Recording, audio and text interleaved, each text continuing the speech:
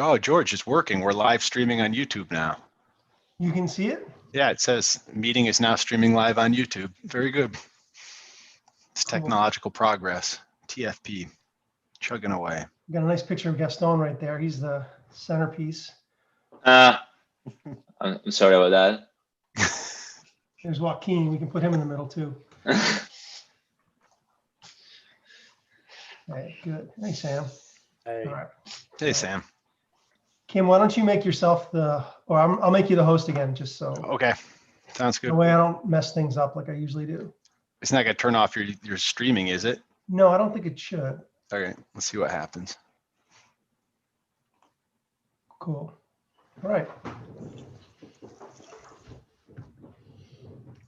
Good. So yeah, let me get a quick look at the calendar.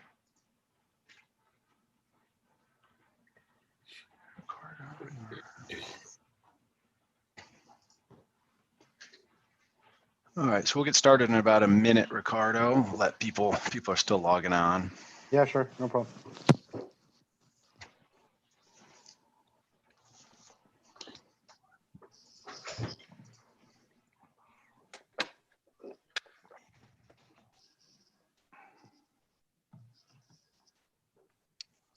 Very good. I see. And you sent me your slides because I'll get those posted in a second once we get the talk started. Yeah. Yep, perfect.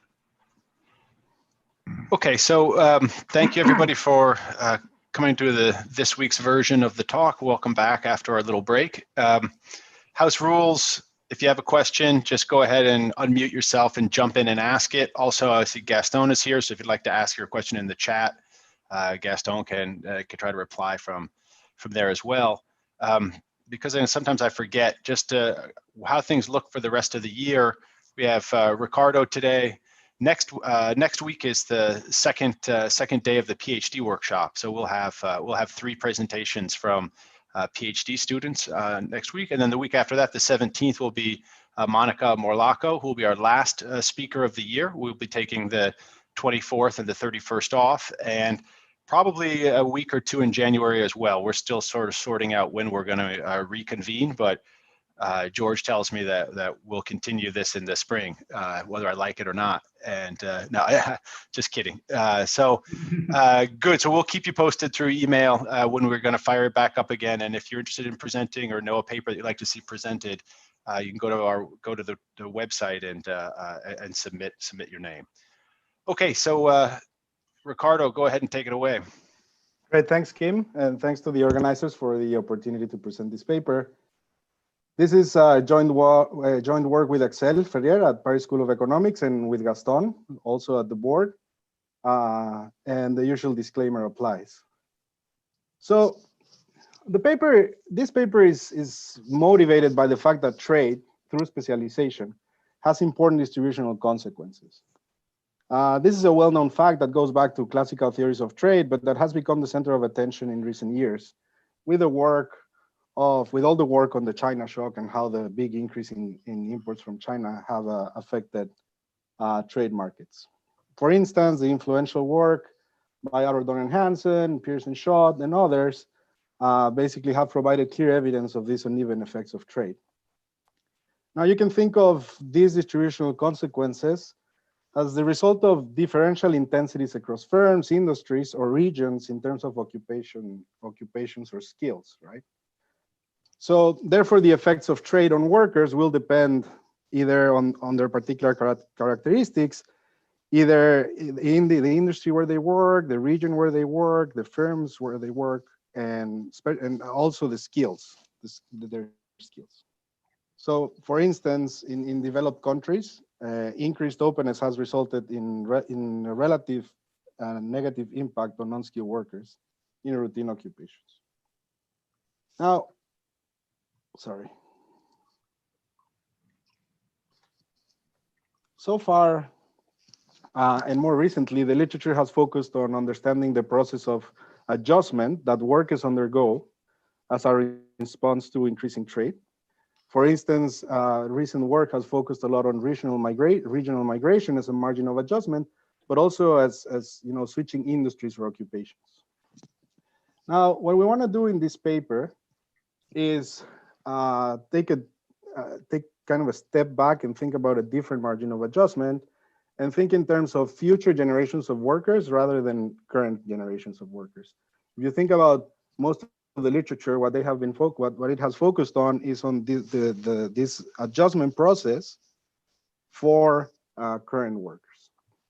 So exactly what are we going to do in this paper is we're going to look at skill acquisition or college enrollment in particular as a margin of adjustment for future generations of workers.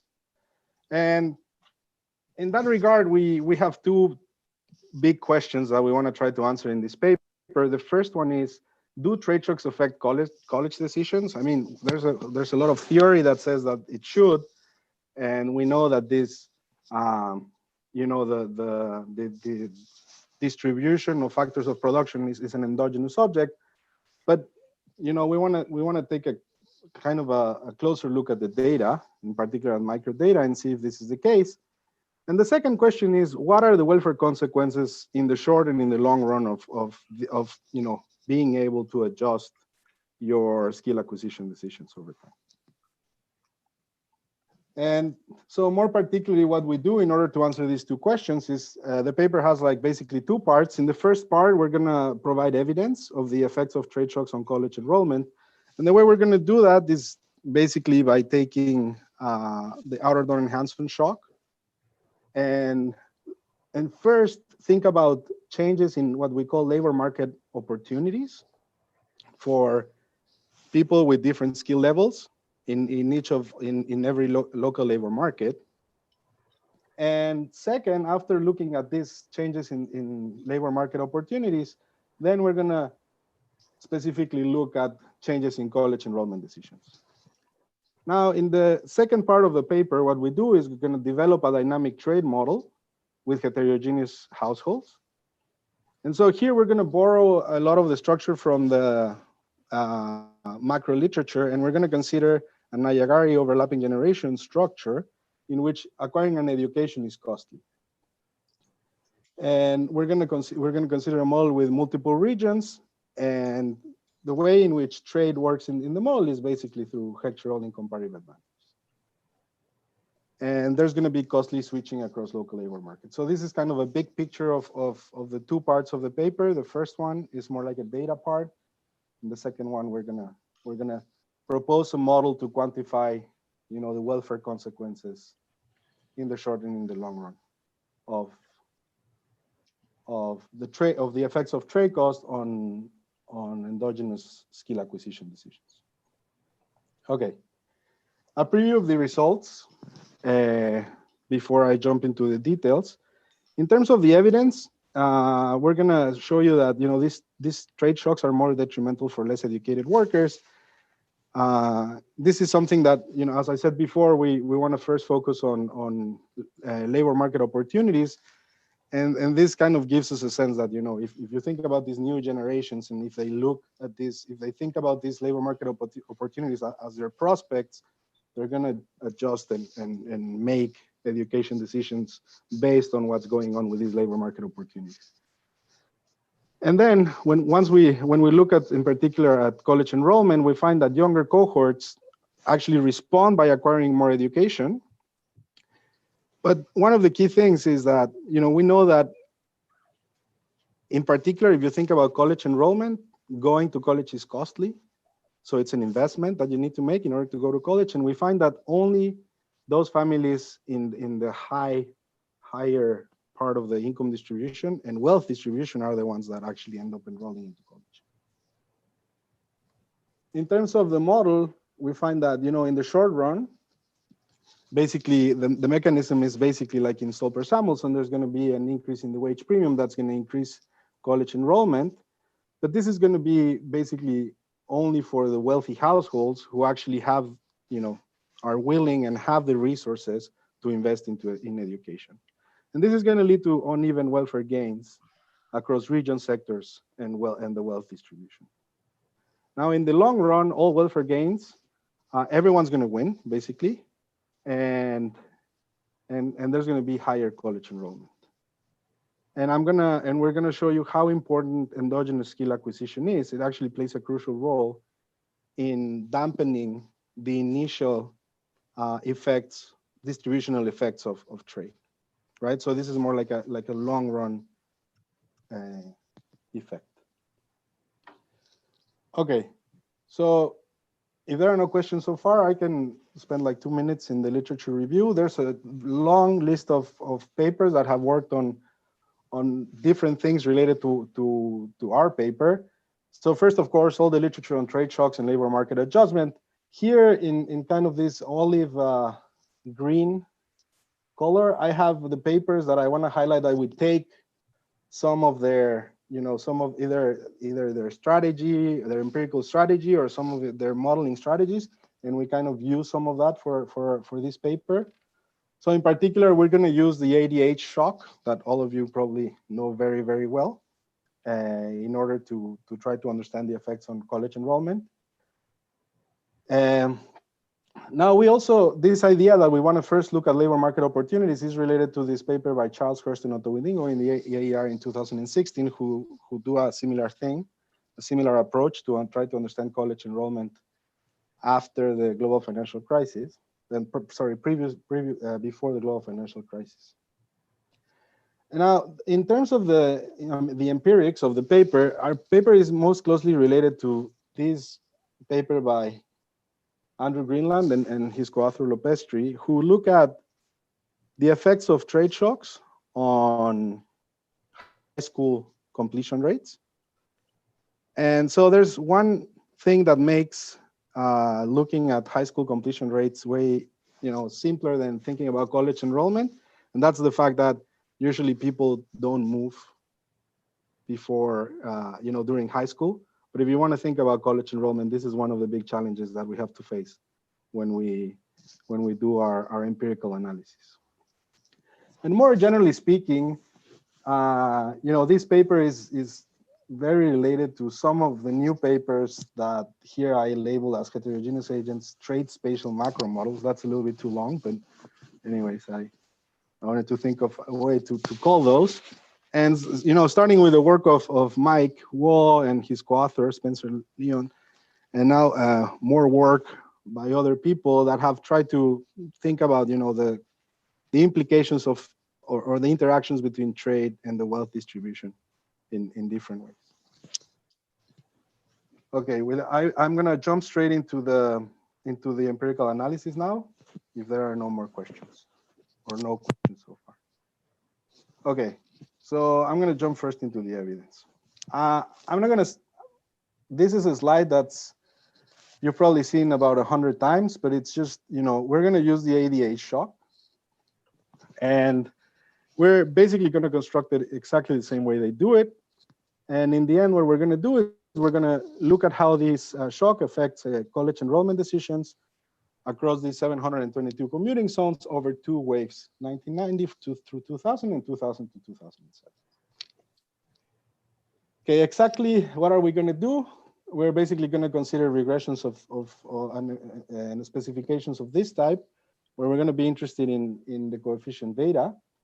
And here we're gonna first look at what I call labor market opportunities. So things like employment, labor income, and so on first for working age individuals 30 to 55. And then when I go and look at college enrollment decisions, then I'm gonna focus on, like this is the usual in the literature, look at the decisions on college enrollment for individuals 18 through 25. And we're gonna use data from the ACS and follow ADH to instrument the import competition shock. Hey, Okay, Ricardo, so yeah. So your focus is on college, but there's other types of degrees that people could have that would be a trade response that would not be a college degree, like in the medical field. And that seems like a pretty relevant margin of adjustment. Are you going to somehow be able to think about those or control for that type of skill upgrading? No, we don't. I mean, in the data, we do look at the difference between acquiring like a 2-year degree and a bachelor degree. So that's as far as we go. But in the model, we're only going to think about college enrollment. And actually, when we look at enrollment decisions, we focus on college enrollment. So Yeah, so if you think about, in the job training or these type of things that you could also see people adjusting by doing that, we don't look at that. Gotcha. I guess I was just thinking a lot of people would go into different kinds of medical degree, not becoming doctors, but becoming technicians at veterinarians or hospitals, and Yeah. types of things. And that's a very fast growing, skill upgrading kind of direction. So, okay. Okay, yeah, but yeah, we don't look into those, but that's a good point. Ricardo? Yeah. So I have another question. Are you going to take into account somehow the co-movement between these variables, like here the YRT, employment, labor, income, college? So what I'm thinking is that maybe in every recession we have a college enrollment going down, and maybe everything kind of follows. It's not a big problem, but just to understand if there's anything special about trade shocks and college enrollment, or it's just maybe like a mechanical relationship from the auto results plus normal co-movement between these variables? No, I mean, the way we see it is ADH provides like a relatively clean shock in terms of trade that's going to generate differences in the wage premium across college and non-college educated. And that's going to allow us to kind of identify, how important is this, can this type of trade shocks be for people to decide to enroll into college. I don't know if that's exactly answering your question, but I mean, I don't think. I guess my question was maybe from another literature. So we have the ADH results, and then from another literature, we know that when that skill premium moves in this direction, then enrollment, we have an elasticity for that. So maybe I could just put together two existing things, and already know. Yeah. So what you mean is from other literature, we could look at estimates of the elasticity of enrollment with respect to the wage premium, and then kind of think about how the trade. Yeah, I mean that's something. Mm-hmm. I mean that could be a benchmark. Yeah, we have thought about that. We haven't done anything. I mean, we haven't compared kind of the elasticities that we get to what's out there. But it's I mean that's a great point. We have. I mean that's in the end you could think of. We're thinking about the China shock, but you could think about other types of shocks that are going to affect the wage premium, right? And that somehow translates into changes in enrollment decisions. Yeah. Thank you. No problem. Thanks. Okay, let me. Ricardo. Yeah. I guess another point kind of related to what Joaquin said would just be that when you're unemployed, or if you're not going to have a job, then even aside from the wage, you might do more schooling because the opportunity cost is lower. Yeah, and I thought that was kind of Joaquin's thing. He said, I thought that college enrollment went up in the recession because of that, or maybe I'm thinking of graduate school or something. No, I mean, if you think about, so for example, if that's where you're going, Joaquin, a little bit, yeah, I mean, these labor market opportunities are going to be changing all the time, right? So if you think about the Charles Kersnoto-Widigo paper that I mentioned earlier, it's about how house prices are going to affect labor market opportunities, right?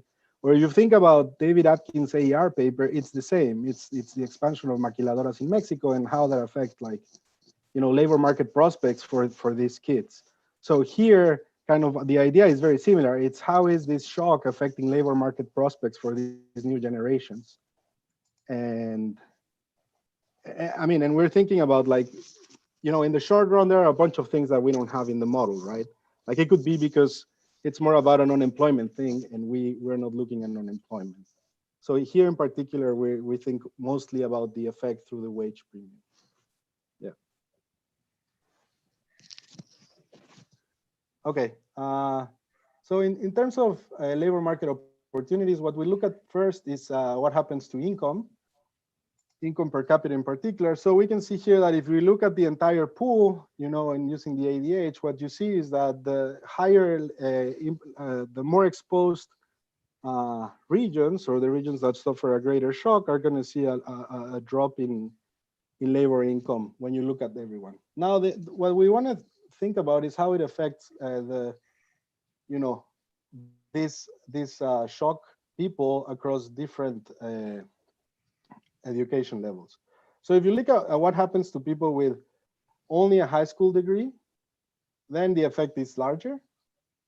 Only with some college, it is actually kind of small. But then if you look at individuals with a 2-year degree program, and who had degrees for 2-year programs, or with bachelor, then this negative effect becomes insignificant. So basically here what we're trying to convey is like this shock is hitting the income of those workers, right, with only a high school education. We get similar results when we look at employment. And here's the issue. We don't have data for wages per se, but we can, the best data that we have is for income, but we can also look at employment. With employment is a similar story.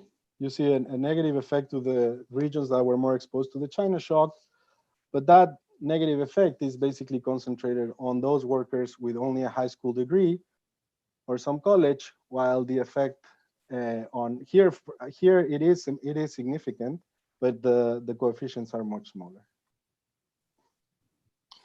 So we think of this as so the labor market prospects changing when you have these new generations looking at what's going on with this kind of season workers. So this Ask is a question, Ricardo. Yeah. Yeah, so like here, so this is pulling manufacturing and non-manufacturing together, right? So do you replicate the ADH results that, the employment goes down in manufacturing, but does not go down in manufacturing, while wages, the opposite is true? Yeah, we do. In the draft, there's a draft on my website, it's still preliminary, but the empirical part, we basically run the same regression as ADH, but only with 30 to 55 rather than 60 to 64, and we get the same results. But here we didn't want to focus on manufacturing or not. We're just thinking about everyone, and then looking across the education heterogeneity. Okay.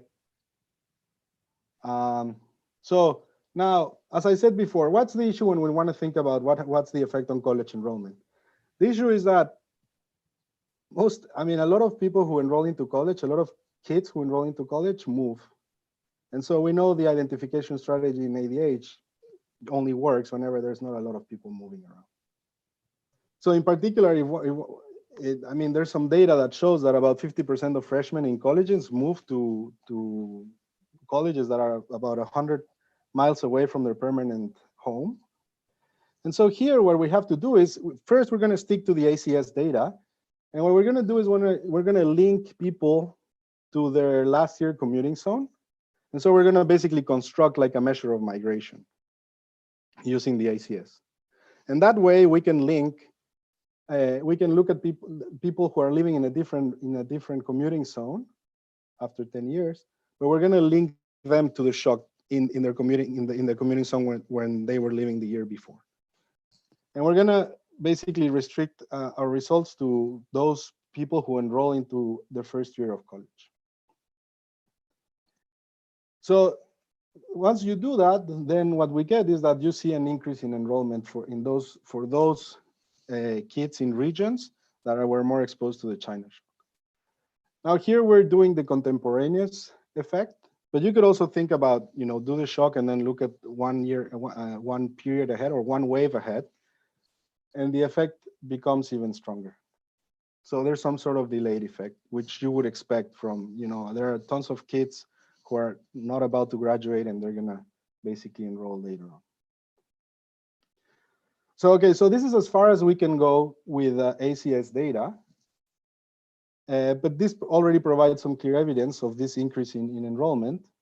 So now, before that, I want to point out these results are similar to, as I said before, to this Green and Lopez 3JIE paper, but the fact that they look at high school completion rates makes things easier because you don't have to think about these effects on people moving around. So what about one of the things we said, one of the things that we had in mind when we started looking at this is, Well, I mean, going to college it's an investment. You need to pay for that. And maybe not everyone can just enroll into college, right? The minute they see it work, they see an incentive to do so. So the issue with the ACS is that we cannot really link these kids who are enrolling into college to their households. But they basically disappear from the ACS data when they go to college. And so one option, what we can do in order to think about how these decisions depend on households' wealth, right, in particular, is to use PSID data, which is longitudinal data. So we can actually, we can look at what happens for different levels of wealth, of households' wealth, but actually we can also forget about the moving issue because we actually see these people every year. Every 2 years, sorry. And so what we can do is, the thing is that we don't have many observations. So we have to run these individual level regressions. And so basically what we're gonna do is, we also do something similar with the CPS data. But the thing with the CPS data is that you don't have wealth, you have income. And we know that income is not great as a proxy of wealth, but it works. So, but today I'm going to show you, I'm going to focus on the PSID results. So what we do is we consider a linear probability Ricardo? model. Yeah. I guess I should have asked this before, but the periods you're thinking about, you're stopping with the Great Recession. There's like a huge college enrollment boom after the Great Recession, and then there's also like a massive like change in the industrial structure after the Great Recession that is connected to kind of the China shock. So is there a reason why we want to stop in 2007 and miss out all of this kind of important investment in education that took place in this other period? I mean, not necessarily. We could actually look at the data even further, and we haven't done that, but we could. So now, to the extent that it's an aggregate shock, what you're thinking about, right? No, I'm just thinking about, a lot of the final effects of China really were kind of intermediated through the Great Recession, where a lot of factories finally shut down, and then a lot of people then made their decision to go into education because finally, like, the construction sector went down. And so it's not clear, like, the timing is going to line up in stopping in 2007. So if you could go further, it would be nice to go further. And then there's always just the question of, there's also 1 million Chinese students who then come to the United States in your data as well. So, but forget about that for now. Yeah, that's absolutely true. I don't think they would show up in any of this data. Okay. Because, either it's, you look at the household, and I don't think they would, usually when you have these people going to college, in the ACS, you don't see them. But it's a good point. We could look at what happens afterwards. And, I mean, that's kind of the Charles Kersnow to Widigo paper looks at what happens before the Great Recession, what happens after. And it's a good point. We should look at that. Yeah. Okay, so using the PSID data, what we're going to do is we're going to consider this linear probability model. And what we're going to do is think about the effect of the China shock across different levels of wealth, right? So here, this is just a 0-1 variable that tells us if someone enrolled into college or not. And here, the beta Q, we're going to have one coefficient for each. We're going to think about quartiles, so we're going to split up the wealth distribution into 4 bins, and then estimate one for each of those bins. And we're going to use the usual controls from ADH, but we're also going to add a control. We're going to control for a previous level of education and for the actual wealth of the household wealth here. Okay, so these are the results when you estimate these different beta Qs. So it was pretty striking to see that this relationship holds not only with PSID data, also with CPS data. This inverted U shape, it's like out there and super clear. And so basically what this is telling you is those that are gonna enroll into college more are the ones that are in the middle of the wealth distribution, but and then at the top it goes down a little bit, but still it remains positive. Now at the very bottom, you always get that it's not significantly different than zero. So basically what we get from here is that enrollment increases, but basically for those households, or the not very poor households, right?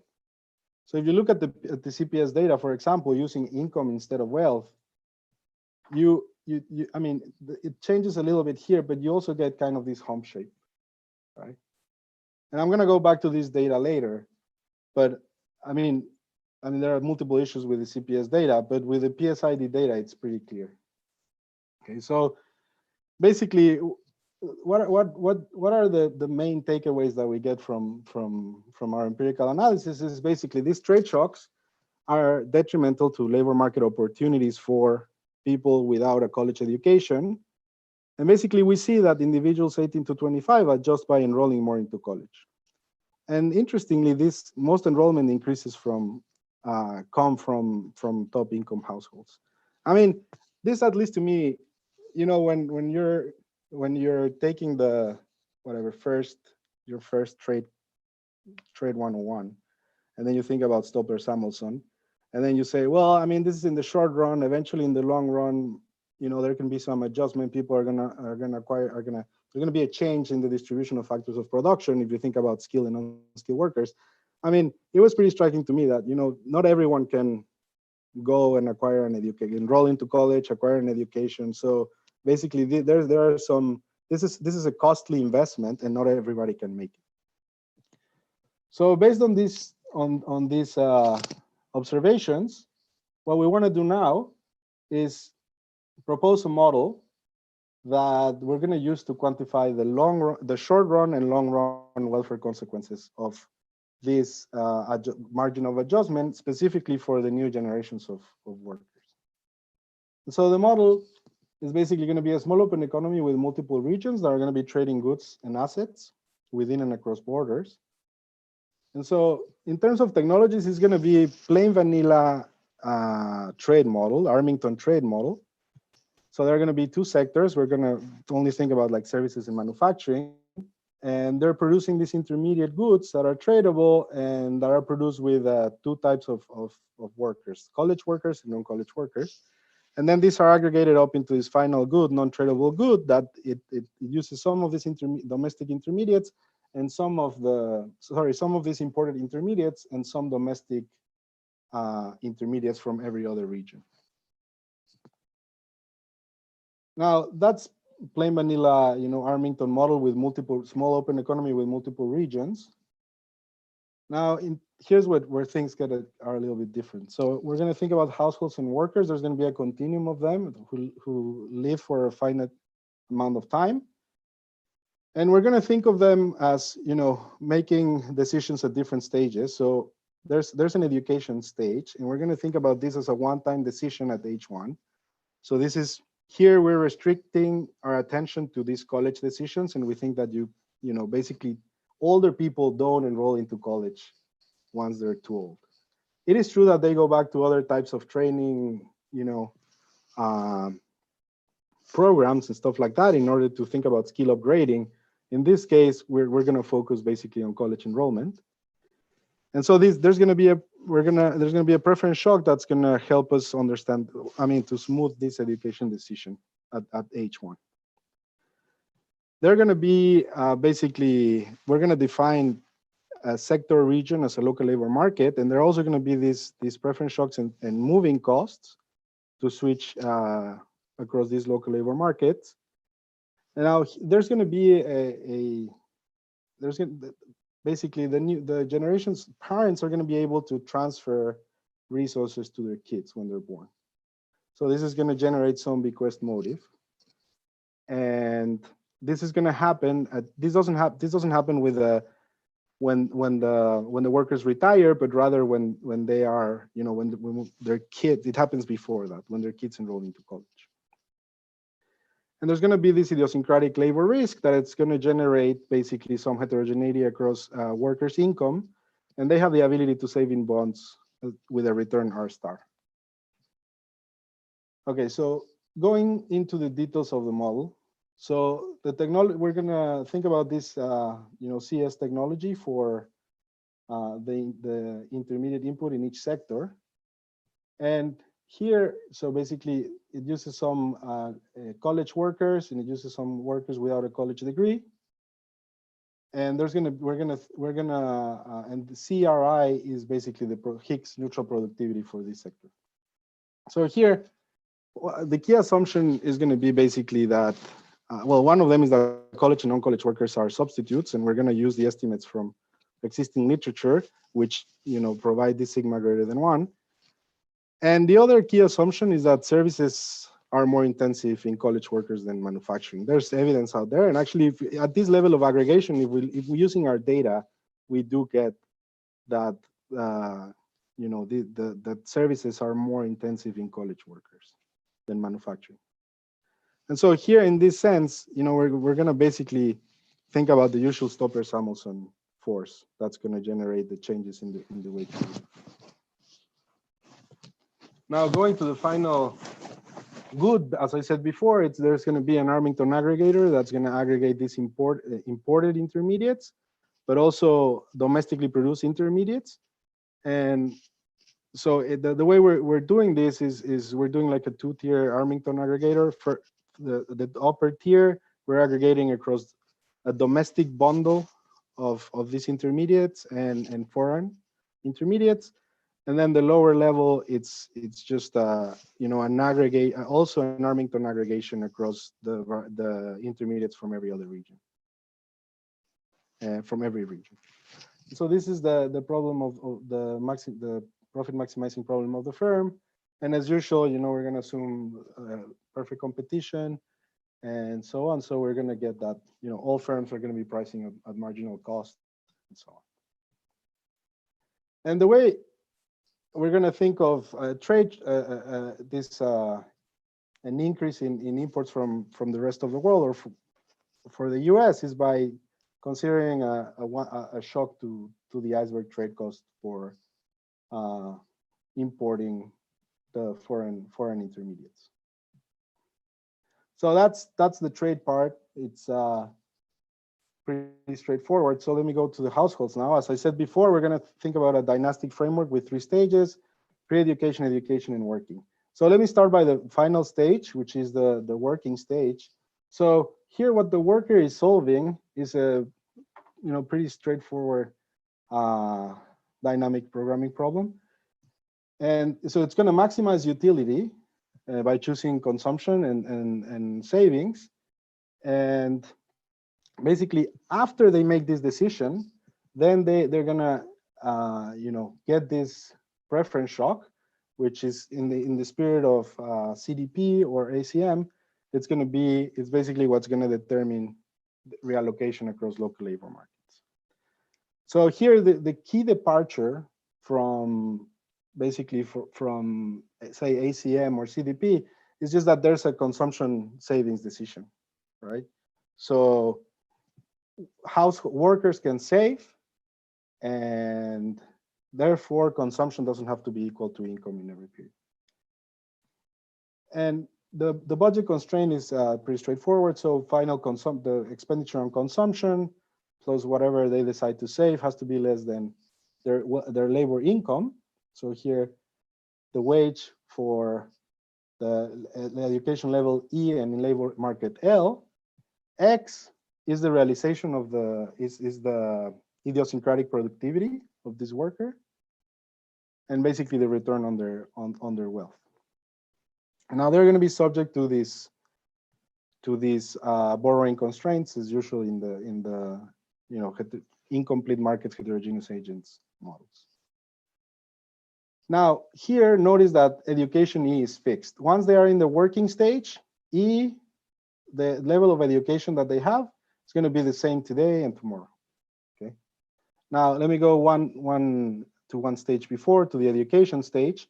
In the education stage, if they decide to enroll into college, if they don't go to college, the problem is just as the problem of the worker that I showed you before. If they decide to enroll into college, what's going to happen is that for 2 periods, they're going to go to college, and when they go to college, they're going to have to pay the cost of going to college, which we denote by kappa, and that it's denominated in terms of the services. That's the way we're doing it right now. Now, the other thing that we assume is that while they go to college, they can only receive the wage from the non-college worker, and they can only work part-time. So 1/2 of the time that they can work when they do it full-time. So that's the problem during the education stage. Now, what happens? The pre-education stage basically is for the newborns, and it's related to the transfers that they receive from their parents, right? So you can think of the value of a newborn basically as it depends on the transfer they receive from their parents, the productivity of their parents, the local labor market of their parents, or where they are born, and the education of their parents, right? And so basically, what they're going to do is they're going to take they're going to maximize the level of education. This is a utility cost of acquiring an education that could be related to the fact that there's certain people don't like to go to school. And once they decide to go to, if they are going to go to school or not, then they can choose the local labor market where they're going to work. So notice here that the cost of moving this psi 0 can differ across age. I mean, here it's for the newborn, but before it can differ across age and education level. And here, basically, the cost of acquiring an education is also the realization of a random variable that it's going to depend, that it's going to depend on the education of the parents, and the productivity is going to depend on the education, on the productivity of their parents. So what's going to happen is that parents are going to maximize this, are going to choose their transfers to maximize their value at age capital JK and the value of their offspring. Okay. So Ricardo, Yeah. You might argue that X and phi should be correlated. The people who don't like to go to school are the people who are going to do well in school. If you added that to the model, would that change much? Sorry, Jim, can you say that again? Somehow it got cut off. Sure, sorry. I was saying that you might argue that X and phi ought to be correlated because the people who do well in school are the ones who are going to want to go to school, and they're probably the higher productivity types. So I was just trying to think through whether that's going to affect the way your model works at all. That's a good point. I mean, we could do that. We're not doing it right now. I don't think it would affect much what we're getting right now, but that's a good point. So here we're following the simplest possible way in just not having these two correlated, right? But they could for sure. Yeah, that's a great point. Thanks. Yeah. Okay. So that's basically the model for the households. And so let me talk very briefly about the education policies, and then I'll jump straight to the results. Okay, so the education policies, we're basically, I'm plotting them here as a function of the parents' transfer, just to kind of get a feeling of how they look like. So for different levels of parents' productivity, right? So for very low transfers, basically no one can enroll into college. And so the probability of going into college is 0. But then at some point, there's a big increase in the probability of going into college once you have enough resources to enroll. And notice that that happens first for those with highly productive parents, right? And why is that? Because if your parents were productive, then the probability that you're productive is also higher. And then going into college is also going to be very good for you. Now, the interesting part here is that the difference between these education policies is, I mean, they look pretty much the same, right? It doesn't look like there's a big difference between the different levels of parents' productivities. But the interesting part is that this doesn't take into account the distribution of people, right, across these parents' transfers, which is, if you look at, most of the kids from who receive low transfers with parents who are not very productive are concentrated on the left, implying that they, they are not going to be enrolling into college. Well, if you think about the most of the kids with parents who are very productive are going to be receiving these transfers over here, and then they're going to be enrolling into college. So maybe the policy functions for college enrollment are not very different, but the fact that you have these differences in the distribution of wealth play a key role in determining the differences in college enrollment. So these are just the education policies in steady state, and to give you a sense of what's going on in the model. So let me jump straight into the calibration and into the experiment that we're going to do using the model. So this is where we could use a lot of your feedback, because we're still working on the calibration. It's a big model, and it's hard to calibrate the entire thing. We've made a lot of progress recently, but if you have any suggestions, that'll be great. We think about each period as 2 years. So basically, we think about these households are born when they are 18 years. They retire after 50 years, so after 25 periods, which means at 68. And at age 48, that's when they can transfer money to their offsprings. We're going to calibrate the discount factors to hit this wealth to income ratio and to hit the transfer to income ratio in the data. Now, for the college decision, we take a lot of the parameters from a paper by Diego Darwich, who looks at a similar model for college enrollment and early interventions.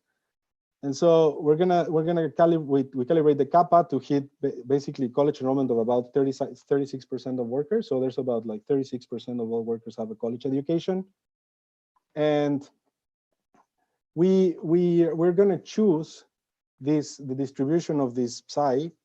Going back to Jim's point, I mean, here it's not correlated with the X at all, but we're going to choose it such that we get this intergenerational education persistence of 77%.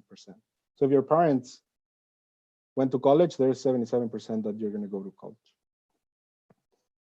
Chance that you're going to go to college. In terms of sector decisions, this is something that we're still working on. Right now, we're choosing.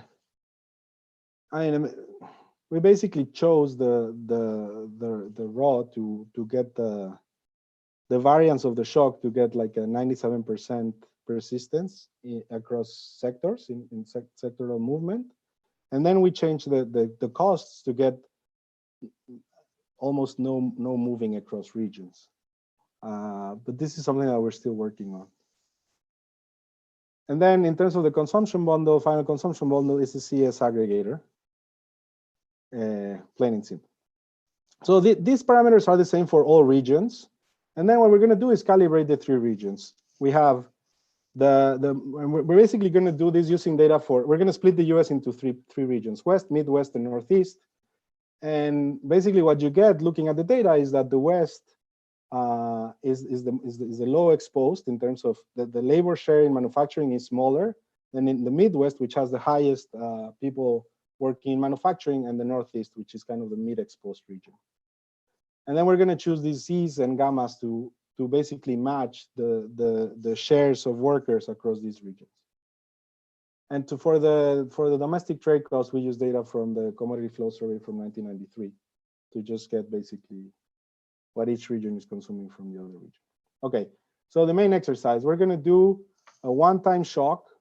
This is what we're doing right now. We could do other exercises where we don't do such an extreme one-time shock, but just like something that's a little bit, occurs over time.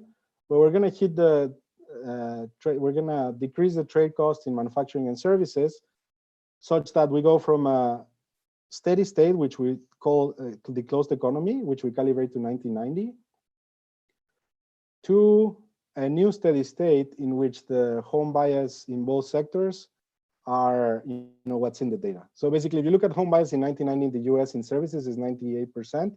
It is the same in 2010. And in manufacturing, it goes from 90% to about 75%. Okay. So that's the exercise that we're going to do. So the dynamic effects first, just to kind of get a sense of the mechanisms, and then I'll go straight into what happens to college enrollment. First of all, the cross-regional differences. So first, let me show you what's going. This is basically the Northeast, and it happens what you would expect. You see, here on the left, I'm looking at college wages. On the right, I'm looking at non-college wages. And I mean, the big difference here is like in line with the Stopper-Samuelson kind of shock is that you're going to have the increase in the wages of the services, which are expanding, and the decrease in the real wages of workers in manufacturing, which is contracting. And you can see that it's exactly the same if you're a college worker or if you're a non-college worker. Not exactly the same, the magnitudes are different, but it looks very much the same. Now, when you look across different regions, then what you get is that this effect is amplified in the more exposed region, which for us is the Midwest. In the Midwest, these movements are amplified. And so if you think about what's going, so this is just what's going on to all wages in general, but if we now look at specifically the wage premium, or what would be the equivalent of the wage premium in the model, what's going on is that you see the big increase in the wage premium on impact, and then it starts slowly going down. Again, this is in the Northeast. When you look at the different regions, you see that this is just amplified for the more exposed region. And again, all regions are exactly the same except for these productivities and the intensities, which basically allow us to hit to construct the ADH shock in the model. Okay, so this is basically how it looks like. It's something that you would expect, pretty much. The big increase in the wage premium, and as people enroll into college, the wage premium is going to start going down over time. And I mean, as I said, the nice thing is that we get this across the different regions. Now, as you would imagine, this is going to generate some changes in college measures. And in particular, if you look at the college measure in the Northeast, you see this a little bit of a wiggle here, but then it slowly goes up, right? Given that there's been like an increase in the wage premium, you see that more people are gonna enroll into college, and therefore the measure of college workers is gonna grow over time. If you look across regions, then you see that here's where the big differences come in. So you see especially in the Midwest, you're gonna see that there's going to be a large increase in the measure of college workers in the Midwest. And here you see on impact, and one period afterwards, you see a small decline, but then basically all three regions start growing at the same rate, right? So this basically means that there's some reallocation of the new generations of workers across regions, but then eventually all regions are growing at the same rate. So this is just kind of these are the dynamics that you would expect. But what happens if we look at the predictions of our model and we actually compare them to some of the regression that we estimated using the ADH shock? So what we do is we construct the ADH shock in the model. And again, the only thing we changed was this exposure by changing the relative productivities. And so if you basically take the three regions, construct the import penetration, and then look at the change in basically in college enrollment, what you get are these 3 points here. Here we've normalized this one to go through 0, because what we care about is the difference from one to the other, right? And then we basically take the beta from our empirical analysis, and what you get is a pretty good fit, actually. I mean, this was very surprising to us. It's still, I mean, we've tried different, we used to have a model without, at some point we had mobility, but we didn't have trade across regions. We changed that. We still get something very similar. So things seem to be pretty robust. Of course, here, I mean, the thing is that compared to, if you look at commuting zones, there's a lot more variance across import penetration across the commuting zones. Here, we're constructing 3 regions only. That's gonna kind of shrink the differences in import penetration, but you get this pretty nice result. So this basically tells, I mean, it kind of reassures us that the model is doing a good job in this regard, and then we can actually use it to think about the welfare consequences of this shock. All right, so now let me jump straight to college enrollment decisions, and in particular, who goes to college more and who are those that are enrolling into college. So the first thing I'm going to look at is basically college enrollment across the wealth distribution and for two different regions. Here, I'm just going to focus on two regions first. I'm looking at the West, which is the less exposed region, and the Midwest, which is the more exposed region. Hey, Ricardo, Yeah, are these all like steady state results? Or are these like in the middle of the transition? this, I mean, Are this. you lining this up with like the time period from ADH? This we did with the time period of ADH. Sorry, I forgot to put that here. We're doing this after 20 years, so after 10 periods. Gotcha. Which would be kind of in line with. But then the other ones are, you're going to give us steady states? So these here are all transitions, right? And then. No, I mean, keep going forwards. Here. These, yeah, that's what my question was. These are on impact. Sorry. On impact, okay. Yeah. And I'm going to show you an impact, and then I'm going to show you what happens after a generation. Yeah. So, I mean, here, what you can see is that we're getting this, that the bulk of the college enrollment is coming from the top quartiles, from the richer households, and actually we see a decline in enrollment by the poor households. This is in the Midwest region where the shock is you know, it's the more exposed region. Now for the West, enrollment is basically unchanged. It changes a little bit, but it's not changing much. So what I want to do now is, and I mean, I don't have the Northeast or the East here, but you would get something in between, basically. So what I want to do now is focus on the Midwest region and think about who's going more into college. And so here, what I'm going to do is split, looking at the Midwest, I'm going to split it into those who have their parents working in services, and those who have their parents working in manufacturing. So you can see here that basically the kids of parents who were working in services are going to go more to college. Why? Because these guys basically, they're gaining, right? They're becoming richer. So, and that allows them, I mean, not only is there more incentive to enroll into college, but actually they have more resources that they can invest into a college education. Well, for the case of manufacturing, it's pretty striking how only you see an increase in enrollment only in the top two quartiles. Now, this is something that we cannot, using the PSID, we don't see where parents are working in which industry. But actually, if you look, I showed you the CPS data, right? That we were getting this. Using CPS data, you can actually split it into those with a head of household working in services and head of household working in manufacturing. And what you get is this. And so we were actually pretty surprised too that those with parents in manufacturing are there. You don't see an increase in enrollment. If anything, you see a decline around here. And actually, most of the increase comes from those with parents in services.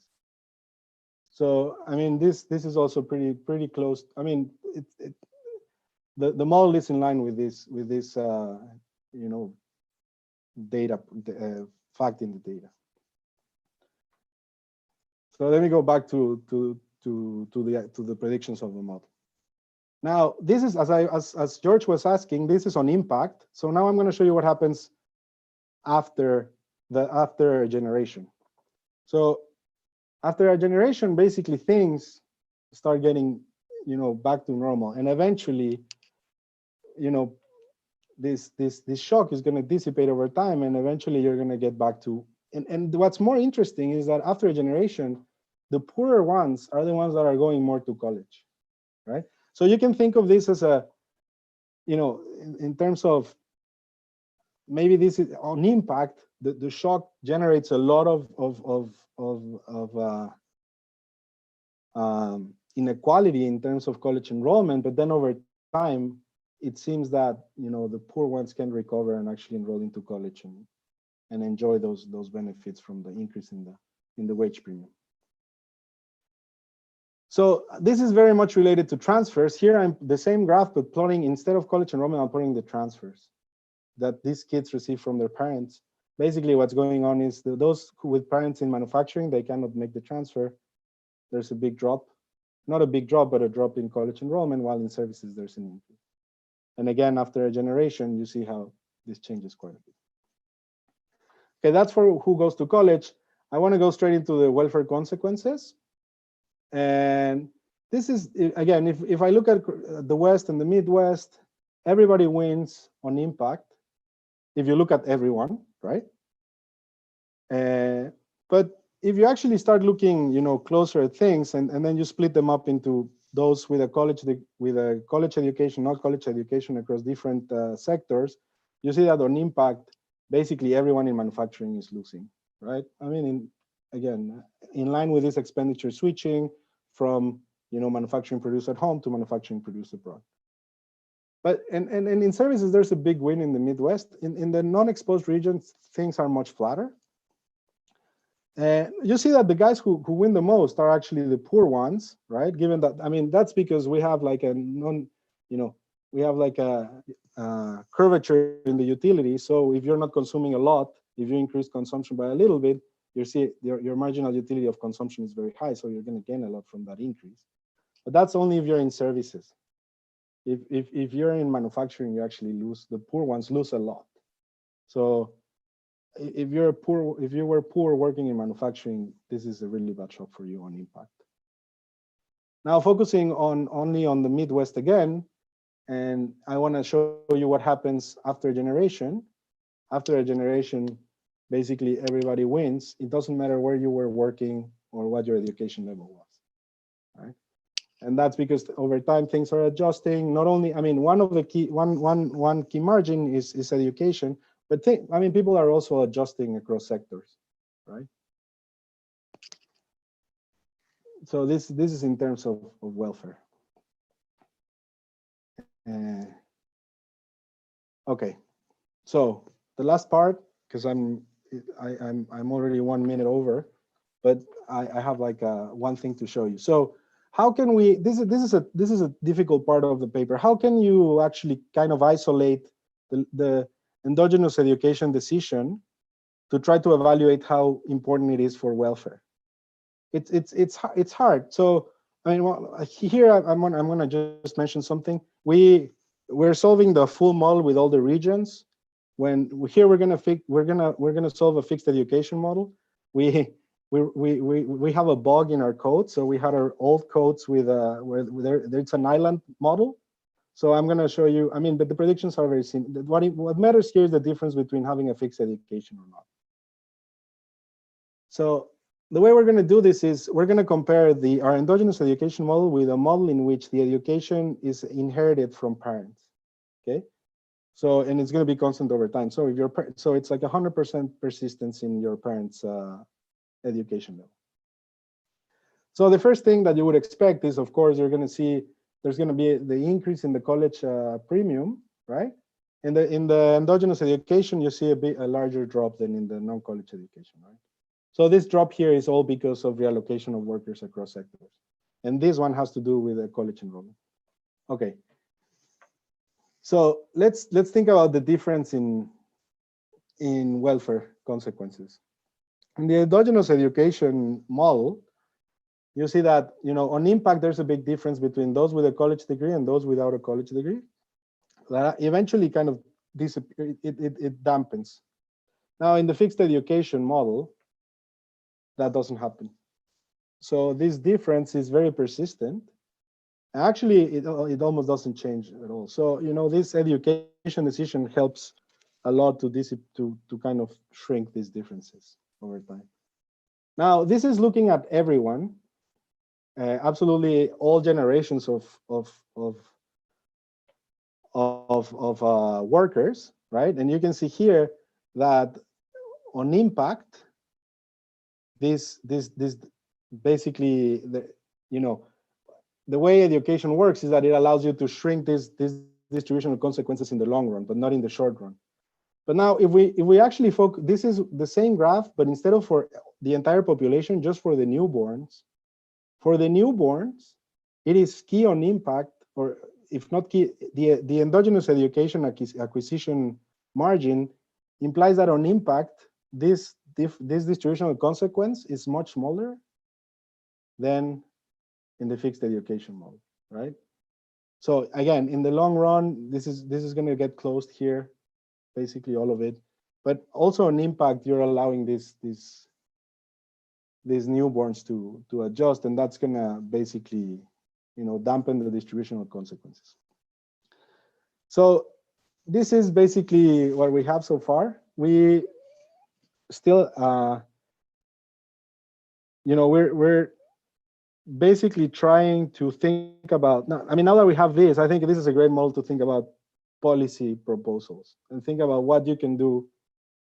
In this case, it's a trade shock, but you could think of any shock that's hitting the wage premium. And that's, it's something that it might be worth thinking about how to use policy.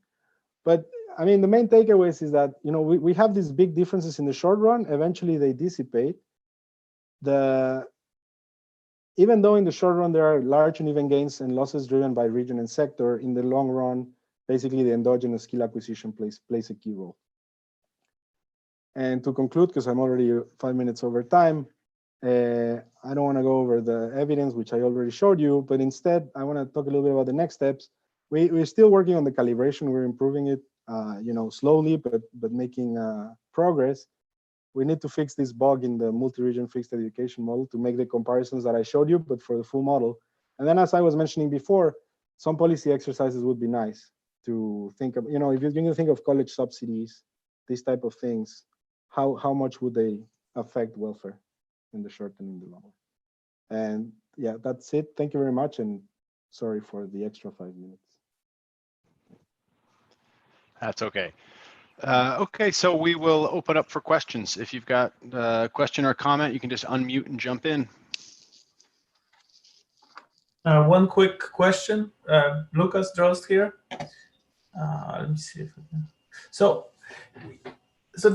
you said that on your conclusion slide. So I guess there are two things going on the macro side. There's automation that could be driving a lot of this stuff and trade, and the micro regression is supposed to tell us about the trade part, but then the macro kind of lumps the two together. So a lot of what your results are kind of interesting, and they tell you about both, but I don't know if you guys thought about a way of differentiating it. Is there a way? I guess there's always a tricky question how to take these kind of instrumented regressions and extrapolate to macro, but maybe you have some thoughts on that. Yeah, we have thought about this. Automation or skill bias technical shocks or stuff like that, right? That could be also lurking in the background. In principle, from to the extent that these shocks are not correlated with, in the data part at least, with this with the China shock, then they would, we would be identifying the exact shock. Not the exact shock, the actual effect. Now, in terms of the model, we have thought about adding the. We don't want to add more stuff per se because the model is already pretty big, but you could think about easily putting in some skill bias differences in productivity, and then maybe use some other part of the data to type. One of the things that we get, for example, from our results is that after the shock, you actually see new graduates moving from, say, the West to the Midwest, which we know is something that doesn't happen in the data, right?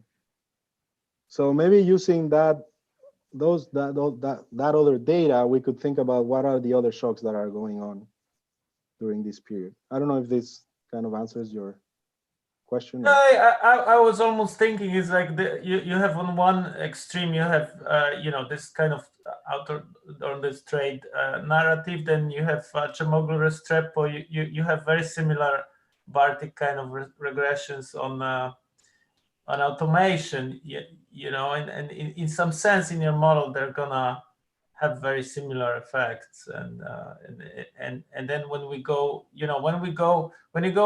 to macro results, then you kind of take a stand, and in some sense, I think, I could say that you are not fully allowed to unless you tell me which one it is, and in some sense you don't need it.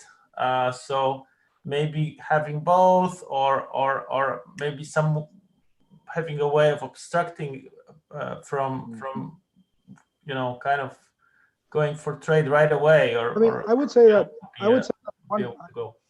what I like about the model and the way we use it is that it's very easy to discipline the trade shock. It's like, you know how much you're going to hit the trade cost in order to go from this home bias to this home bias, right? When you want to think about an automation, like a shock to automation, I would say that becomes a little bit, or at least I would have to think a little bit harder about how to discipline that shock, right?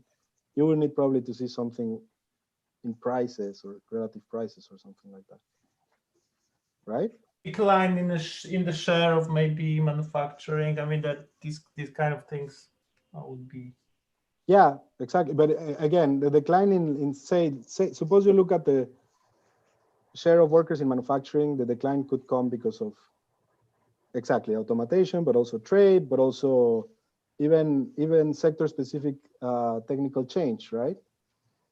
So right.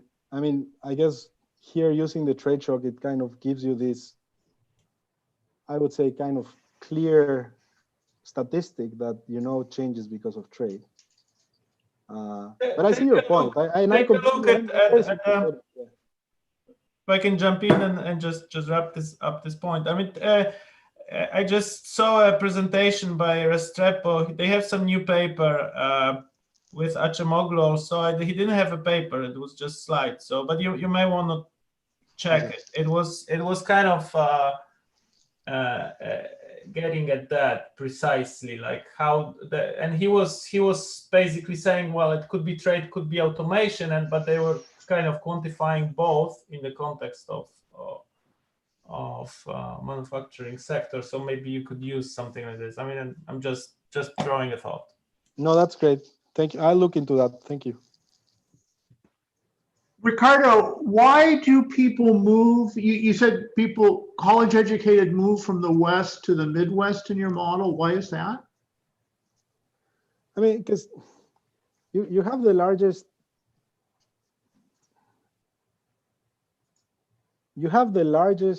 increase in the wage premium for the Midwest, right? That's in the wage premium. That's in the wage premium. And it is true that income in the West is increasing while income in the Midwest is going down. Right. But that's true in the model as well. And this is something that we've been thinking about this for a long time. But in the end, what happens is that if you're a college worker, right? On impact, the new generation wants to, the total income is going to go down in the Midwest, but the increase in the wage premium could be so big, and they don't have a lot of college workers that they would actually want to move, because you as a college worker would earn more.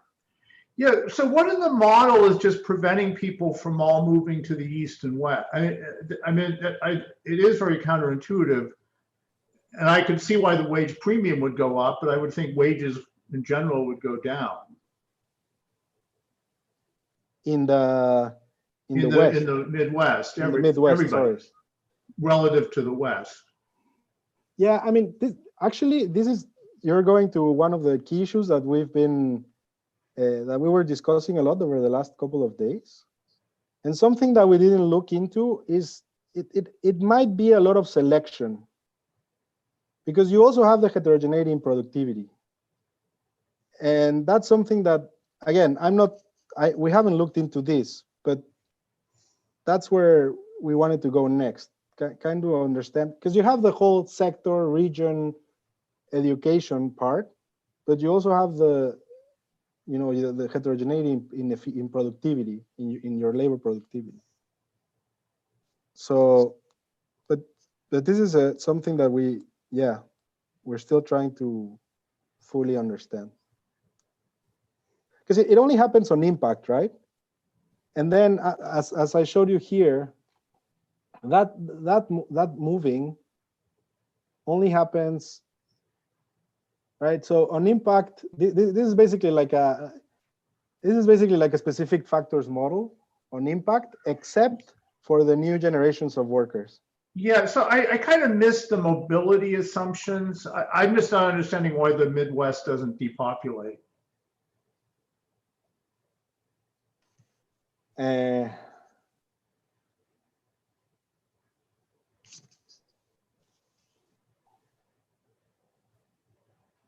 Yeah, so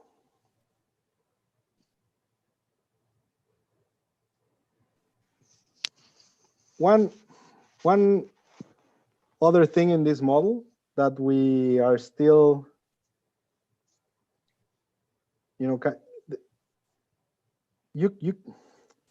it's a small open economy, and you can have a permanent change in your net foreign asset position. So that might change your long run trade deficit. And so some of these, You're at the regional level. At the country level. At the country level. Yeah. And so that is actually going to play a role for the reallocation across regions and sectors. And that's actually like an important detail that we still need to fully understand how relevant how relevant is the role of this issue, right? Because if you think about the whole general equilibrium idea of trade and relocation, it has to do with, trade is balanced. So if you're gonna, if your importing sector is gonna contract, your exporting sector is gonna expand. But that is conditional on, you having balanced trade or a constant trade balance. And that's something that we're here right now. It's changing after the shock. But this is, you're going right into the weeds of the mechanism, which we're dissecting right now. If I can add just one quick comment, is that there are mobility frictions in the short run. So there you have these shocks that allow you to move, but there's also the utility cost of switching around regions. So the Midwest the amount of people in the Midwest will decrease, but it will take time. In the short run, because people doesn't move, wages move.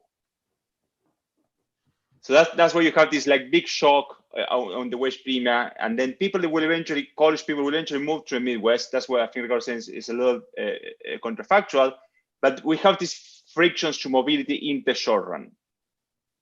Yeah, but I'm not worried about the frictions. I'm worried about I don't understand why they're moving in that direction, I guess is my problem.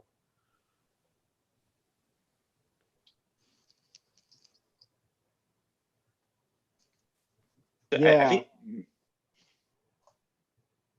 If there's some fixed factor, regional fixed factor, I could see that, but I kind of missed if that was there. Can I ask it maybe a little bit differently? This is an Armington model, right? Are the goods distinguished by the region? Yeah. So then it is like a fixed factor model. Like people always have a okay, so the products from the Midwest good is still in demand. Well, but then I thought the China shock was competing more. I kind of missed then. There's some elasticity of substitution, but as we're kind of pulling those products out, their relative price is going to go up eventually, right? But I thought that the shock was the fact that the Chinese goods were competing with the Midwest goods. Sure, that's still going to, I guess this is about the long run. I was just saying, like, there's a reason why the Midwest doesn't go away, even without a fixed factor. It's because. Yeah, but here the Midwest is, the college educated are moving from LA to Detroit.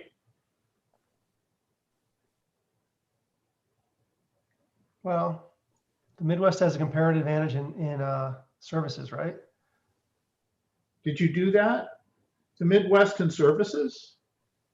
No, I mean, the Midwest has a, I mean, the initial steady state is such that the Midwest is more productive in manufacturing, and they are producing more manufacturing and exporting to the other regions, right? But people are coming to the Midwest to do services, right? Yeah, because exactly after the Yeah. shock, they are coming into the Midwest to produce services. And services, I forget, are services traded internationally? Services are traded internationally, but almost, I mean, it's almost closed. It's like 98%. So why are they producing services in the Midwest if they're not traded? I mean, people that have a negative trade shock. Why should I go to the Midwest to make services that aren't traded? I mean, again, we have this Armington assumption, and they are, you know, everybody likes some services from the Midwest, right? I mean, I guess everybody would like to go and watch the St. Louis Cardinals once in a while or something. So I don't know. So I mean, you could think about that example, but so I mean, so John, going to your point, when we started to put together this model, initially we didn't do the Armington. We were doing the plain vanilla HO structure, 2x2, many small open economy dynamic.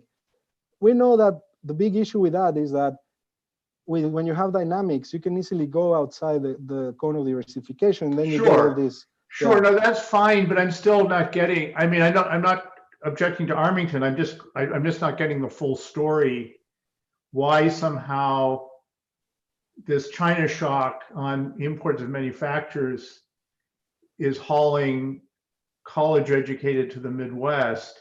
Maybe is it that they're complementary with the unskilled, the uneducated, so that makes the return to producing services in the Midwest higher because the wages of the non-graduates have gone down. I'm just trying to get the mechanism here. Yeah, no, I see where you're going. I see where you're going. We there's something weird, to be honest. There's something weird going on. I mean, like a G thing going on in the Midwest, which is in the Northeast and in the West. Going on in the. It's the weird. I mean.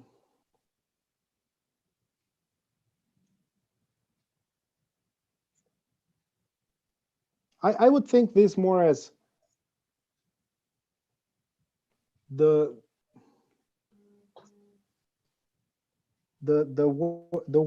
West is pushing people out rather than the Midwest. Why? I'm just not seeing. Yeah. Why this should push. What's pushing people out of the Midwest, out of the West here? So this is totally, I'm not sure about this, but I think what's going on is that when we do the shock, there is no increase in demand for US exports because it's a small open economy. So right? what's balancing trade?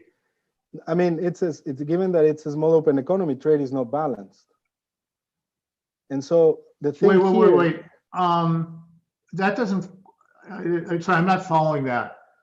Okay. I mean, doesn't the internal, I mean, even a small open economy, in the Heterogeneity, we usually assume balanced trade for small open economy. I know, but here households, I mean, the way the model works is that households are making consumption savings decisions, and they have an incentive to be saving abroad. And they can. And so that stock, positive stock of net foreign asset position is going to generating some income for the US, which they are using to basically pay for a trade deficit, say. Right? And so when you have the shock, the savings and consumption decisions are also going to change. And what you can do is either save more and then in the long run run a larger trade deficit, or desave. And I think, and again, this is what I think, because I'm not 100% sure, is that this is playing a key role for not generating an increase in demand for US services, right? Because if you, I mean, here what you're doing is you're generating a decline in demand for US manufacturing. You're demanding more manufacturing from the rest of the world, but there's no increase in demand for US services, which would actually pull the West, right, up. And then you wouldn't want to see these people flowing to the Midwest, these new educated people. That's something that, so, and this is because of our small open economy assumption. I'm not 100% sure if this is what's going on, but I think that's what's going on. Because, right, if you would expect that, suppose that you actually had the rest of the world, suddenly the US demands more from your goods, then you're also the rest of the world is also gonna increase demand for US services. And that would push the West up rather than the Midwest. Yeah. And so, I mean, here we're going, so to understand if this is the case, we're doing two things here. One is we are doing the same shock, and we did also a demand shift, a demand shock to the rest of the world for US goods. And we want to see to understand if that's what's going on. We don't have those results yet. And the other avenue that we're going is just to model the rest of the world. You know, make it a very simple rest of the world without all the savings and so on. And I mean, but you're going to one of the key parts that because this wasn't happening when we were doing the island model, this wasn't happening at all, right? But I mean, that's a very super important point. So if you think about it, right, I mean, you need to make the West kind of competitive, or as competitive as possible, and you can only make it by making everything super cheap in the West.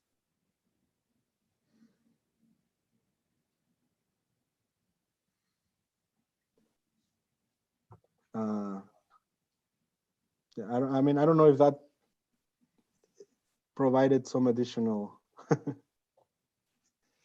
details on what we think is going on.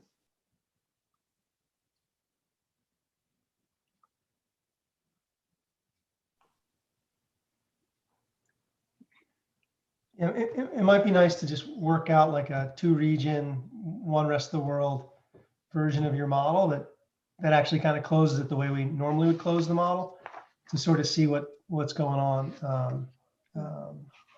No, actually, I mean, we were just talking about this week. It's not that hard to close the model if you assume the rest of the world is like, you know, it's like fixed factors of, not fixed, but whatever. It's like perfectly mobile across one region, perfectly mobile across sectors, and everything is like Armington.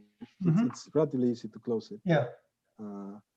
So that's kind of the next step we're taking, because we completely agree. It took us a while to try to, and we're still to try to understand where this might be coming from. But again, I don't want to say much because we're not sure. So yeah. So, did we lose Kim? I think we did lose Kim. So we'll call we'll stop recording. Oh, we didn't record. Okay. So sorry, Ricardo. It was streamed. I think it recorded automatically, hopefully. But we'll call it quits here. Do we have more? Actually, we have more questions? I have a quick question, Ricardo. Please. Is there a way, if I understood correctly, in your model, the production functions are homothetic, and so I'm not sure, but it could be that the skill intensity within sector or within plant should go down. Is that a prediction?